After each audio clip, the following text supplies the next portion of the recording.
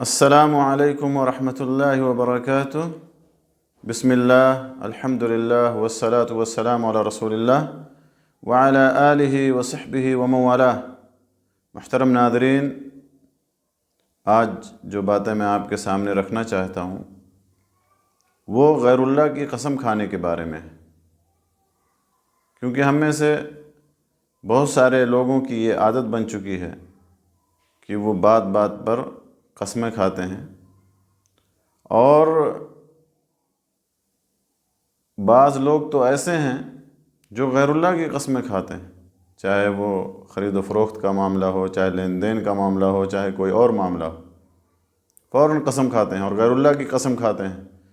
کوئی ماں کی قسم کھاتا ہے، کوئی باپ کی قسم کھاتا ہے، کوئی دوستی کی قسم کھاتا ہے، کوئی پیار اور محبت کی قسمیں کھاتا ہے، اور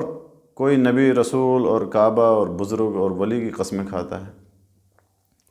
غیر اللہ کی قسم کھانے کے بارے میں صحیح بات یہ ہے کہ اللہ کے علاوہ کسی اور کی قسم کھانا یہ حرام ہے اور گناہ کبیرہ میں سے ہے، بلکہ شرک اصغر ہے، جیسا کہ اللہ کے نبی صلی اللہ علیہ وسلم نے بہت ساری احادیث کے اندر اس سے منع فرمایا ہے۔ اور اسی بابت یہ حدیث بہت ہی مشہور و معروف حدیث ہے جو عبداللہ ابن عمر رضی اللہ تعالیٰ عنہما سے مروی ہے کہ اللہ کے نبی صلی اللہ علیہ وسلم نے ارشاد فرمایا، ان اللہ تعالی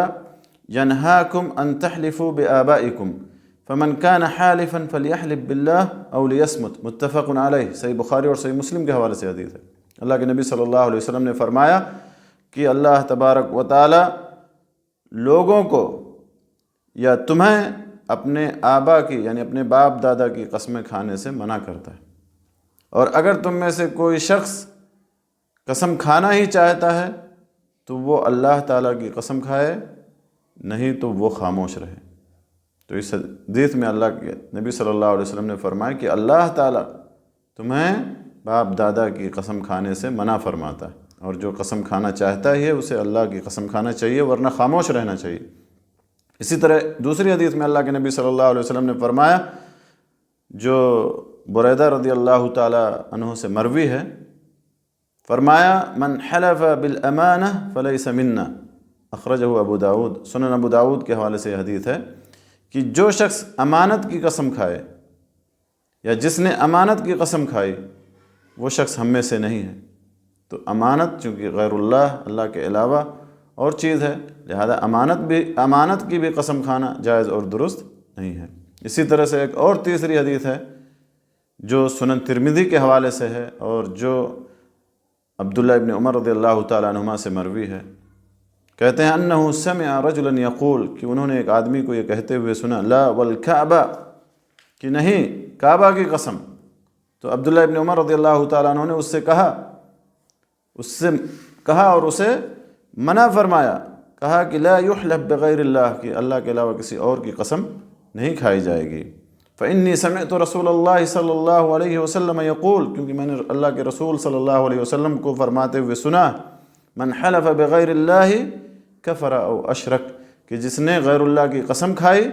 اس نے کفر یا شرک کیا۔ یہ حدیث سنن ترمذی کے حوالے سے ہے۔ تو ان تمام احادیث اور ان تمام روایات سے پتہ یہی چلتا ہے کہ غیر اللہ کی قسم کھانا حرام ہے اور گناہ کبیرہ میں سے ہے، بلکہ اہل علم نے اس کو شرک اصغر میں شمار کیا ہے۔ لہذا غیر اللہ کی قسم کھانے سے ہر مسلمان کو اجتناب کرنا چاہیے، چاہے وہ نبی اور رسول کی قسم ہو، چاہے کعبہ کی قسم ہو، چاہے پیر اور بزرگ کی قسم ہو، چاہے ماں اور باپ کی قسم ہو، چاہے دوستی اور یاری کی قسم ہو، چاہے جس کی بھی قسم ہو، اللہ کے علاوہ کسی اور دوسرے کی قسم کھانے سے ہر مسلمان کو اجتناب کرنا چاہیے، کیونکہ یہ بہت بڑا گناہ ہے اور حرام ہے۔